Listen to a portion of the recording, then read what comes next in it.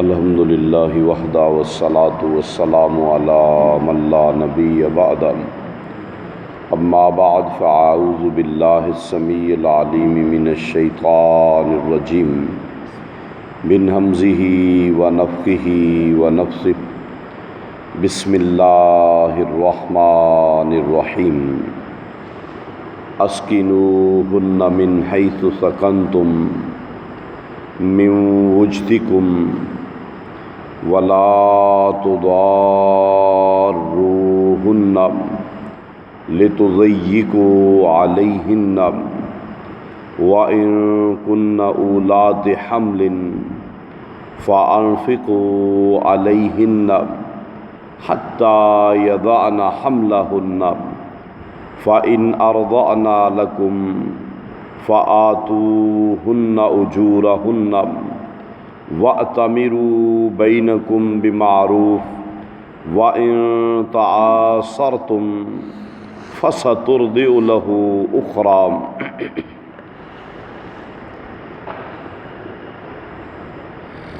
آپ ان مطلقہ عورتوں کو اسی طرح کی رہائش دیں کہ جو رہائش آپ کی اپنی ہے، اور اس میں سہولیات تمہاری حیثیت کے مطابق ہونی چاہیے، اور تم ان کو تکلیف نہ دو کہ ان کا وہاں پہ رہنا ہی تنگ کر دو۔ اور اگر یہ عورتیں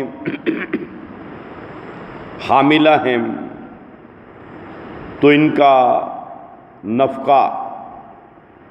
تمہارے ذمے ہے یہاں تک کہ ان کا حمل وضع ہو جائے، اور اگر وہ تمہارے اس بچے کو دودھ پلائیں تو پھر تم ان کو ان کی اجرت پوری دو، اور یہ سارے معاملات آپس میں مشاورت سے طے کرو۔ اور اگر تمہارے لیے اس بچے کو دودھ پلانا مشکل ہو جائے تو پھر کسی اور عورت سے دودھ بچے کو پلوا لو۔ تو سورہ طلاق 28واں پارہ اس کی آیت نمبر 6، اللہ ذو الجلال والاکرام نے اس آیت مبارکہ میں بھی مطلقہ عورت کی عدت کے متعلق احکامات ذکر کیے ہیں کہ اگر عورت کو طلاق رجعی ہے، یعنی پہلی یا دوسری طلاق ہے، اب ایسی صورت میں وہ عورت اسی گھر کے اندر اپنی عدت گزارے گی جہاں اس کا خاوند رہتا ہے، اس کی رہائش کا انتظام جس قسم کا اس خاوند کا ہے، کرائے پہ ہے تو کرایہ بھی وہ دے گا، اور اگر ذاتی ہے تو اپنی حیثیت کے مطابق اس کو اس مکان میں سہولیات بھی فراہم کرے گا۔ اور لیکن اللہ پاک نے فرمایا حالات اس عورت کے لیے ایسے نہیں کر دینے کہ وہ عدت پوری کیے بغیر ہی وہاں سے دوڑ جائے، اور تم اس کو اتنا تنگ کرو کہ اب تو یہ مطلقہ ہے، میں نے اس کو طلاق دے دی ہے، اب یہ عدت اپنے والدین کے گھر میں گزارے، اب میں کیوں اسے جو ہے وہ خرچہ دوں۔ فرمایا اللہ پاک نے ایسا نہیں کرنا، بلکہ اب تم نے اس کو اس کا نفقہ بھی دینا ہے، اور اس کے ساتھ ساتھ اس کی رہائش اور اس کے اخراجات بھی دوران عدت جو ہے وہ پورے کرنے ہیں۔ اب دیکھیے یہاں پر ہمارے ہاں جو ہے خصوصاً بر صغیر کے اندر اب یہ بات بھی ایک ناممکن اور اچھوتی سی لگتی ہے کہ جی بندہ طلاق دے دے اور عدت وہ اسی کے گھر میں گزارے، یہ کیسے ہو سکتا ہے؟ اب یہ ہو سکتا ہے اگر طلاق رجعی ہے تو پھر یہ ضروری ہے، اللہ تعالیٰ کا حکم ہے، اور اگر یقیناً اس پہ عمل کیا جائے تو بہت سے ایسے معاملات ہوں گے جو خود بخود ہی حل ہو جائیں گے. خاوند اور بیوی جو ہے وہ رجوع کر لیں گے. اگر بچے بھی ہیں پھر عزیز و اقارب ہیں، پھر ان کا خود اپنے معاملات ہوں گے. اب ان کے رجوع کی صورت جو ہے وہ بہت ہی زیادہ بہتری کی طرف جو ہے وہ چلی جائے گی. فرمایا وَإِن كُنَّ أُولَاتِ حَمْلٍ، ہاں اگر وہ حمل کی صورت میں ہیں. اب اگر تو آپ کی وہ طلاق پہلی یا دوسری ہے پھر تو وہی احکامات ہیں جو پہلے والے ہیں. لیکن اگر وہ آپ کی آخری طلاق تھی، اب اس صورت میں وہ عورت اپنے اس خاوند کے گھر میں نہیں رہے گی، بلکہ اب وہ اپنے والدین کے ہاں، بھائیوں کے ہاں چلی جائے گی،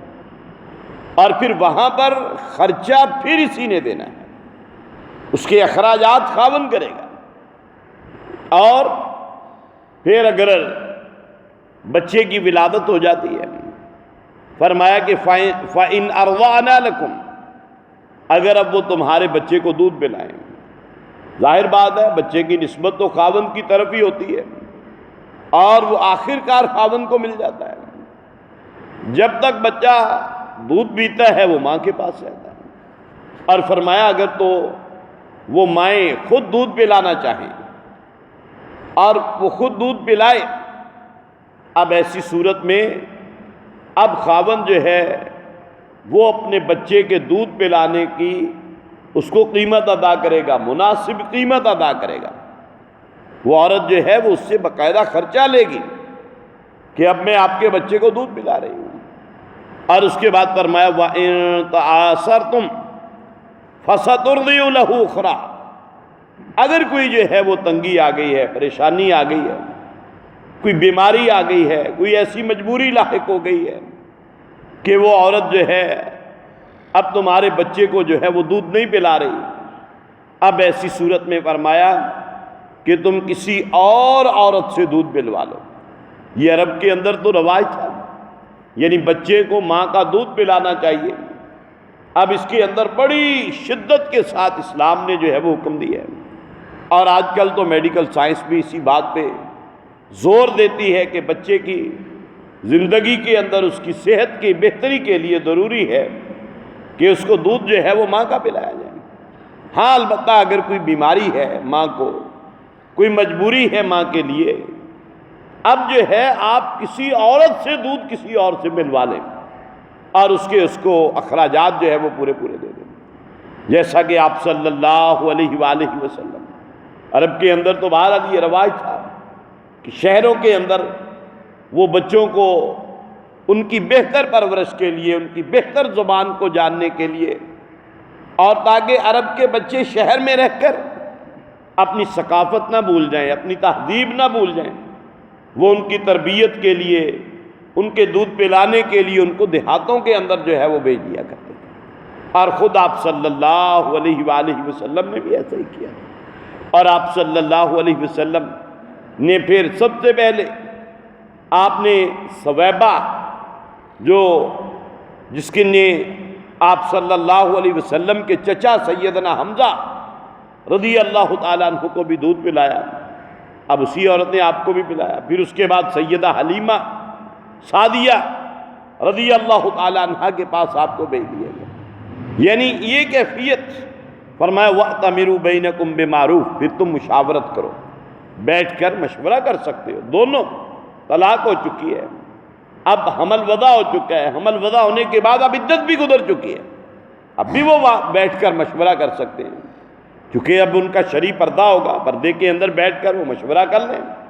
کہ بھئی دودھ پلانا ہے، کس نے پلانا ہے، اس کی اجرت کیا دینی ہے، کسی اور سے پلوانا ہے، اب اس کی اجرت کیا دینی ہے، اب بچے کے معاملات کیا ہوں گے، یہ بیٹھ کے وہ مشاورت کریں اور اس کے بعد کسی اور سے جو ہے وہ دودھ پلوایا جا سکتا ہے. اور اسلام نے اس کی اجازت دی ہے، لیکن ترغیب اسی بات کی دی ہے کہ ماں کا دودھ پلایا جائے، عورت کا دودھ پلایا جائے، کیونکہ یہ انسان کو بہت سی بیماریوں سے جو ہے وہ محفوظ رکھتا ہے. اور اس کے ساتھ ساتھ اسلام کے اندر دیکھیے کس قدر ترغیب دی جا رہی ہے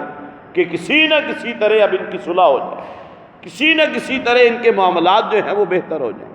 اور اگر کوئی غلط فہمی ہے وہ غلط فہمی دور ہو جائے، کیونکہ بہت سے معاملات ہمارے ہاں وہ غلط فہمیوں کی بنا پہ، سنی سنائی باتوں کی بنا پہ غلط فہمیاں پیدا ہوتی ہیں، اور اگر کہا جائے کہ 90% سے بھی زائد مسائل وہ غلط فہمیوں کی بنا پہ ہوتے ہیں، بات کچھ اور ہوتی ہے، چلتی چلتی وہ اتنی بڑی بن جاتی ہے کہ معاملہ جو ہے وہ اس قدر اختلاف تک پہنچ جاتا ہے، یا کرنے والے کی نیت وہ نہیں ہوتی۔ بعض اوقات ایسا ہوتا ہے کرنے والا اپنی کسی اور نیت سے کوئی بات کر رہا ہوتا ہے، سمجھنے والا اس کو کسی اور زاویے سے سمجھ رہا ہوتا ہے، اور یہ بھی اختلاف کا باعث بن جاتا ہے۔ اس لیے معاملات خاوند اور بیوی کے ہوں یا معاملات کوئی اور بھی ہوں، اگر مل بیٹھ کے بات کی جائے تو اختلافات مٹ سکتے ہیں، معاملات جو ہے وہ سلجھ سکتے ہیں، اور آپس کے اندر جو دوریاں ہیں وہ قربت کے اندر جو ہے وہ بدل سکتی ہیں، کیونکہ معاملات بعض اوقات دونوں کا رویہ اور موقف جو ہے وہ خیر خواہی کا ہوتا ہے، لیکن ایک سمجھ رہا ہوتا ہے کہ یار یہ خیر خواہی نہیں ہے، شاید میرے ساتھ یہ بہت بڑی دشمنی ہے، میرے والدین کے خلاف دشمنی ہے، میرے گھر کے اندر یہ فساد پیدا کرنے کی کوشش ہو رہی ہے۔ اب کیا ہوتا ہے؟ اب نوبت طلاق تک جا پہنچتی ہے، حالانکہ ارادہ دونوں کا خیر خواہی کا ہو رہا ہوتا ہے، لیکن بات سمجھنے میں غلطی ہو جاتی ہے، اور اگر وہ عورت دوران عدت اپنے خاوند کے گھر میں رہے گی، وہ مل ملا کے اپنے معاملات جو ہے وہ چلانے کی کوشش کریں گے، ممکن ہے وہ غلط فہمی دور ہو جائے، اور اس کو کوئی غلط بات پہنچی اور وہ غلط بات کی بنا پہ اس قدر سیکھ پاؤ، اب یہ معاملات بہتر ہو سکتے ہیں۔ تو اسلام کے ہر پہلو میں، اسلام کے ہر حکم میں خیر ہے، بھلائی ہے، بہتری ہے، اور دنیا آخرت کی کامیابی کی دامن بھی اگر کوئی چیز ہے وہ دین اسلام کے ذرعی اصول ہیں۔ وما علینا الا البلاغ المبین۔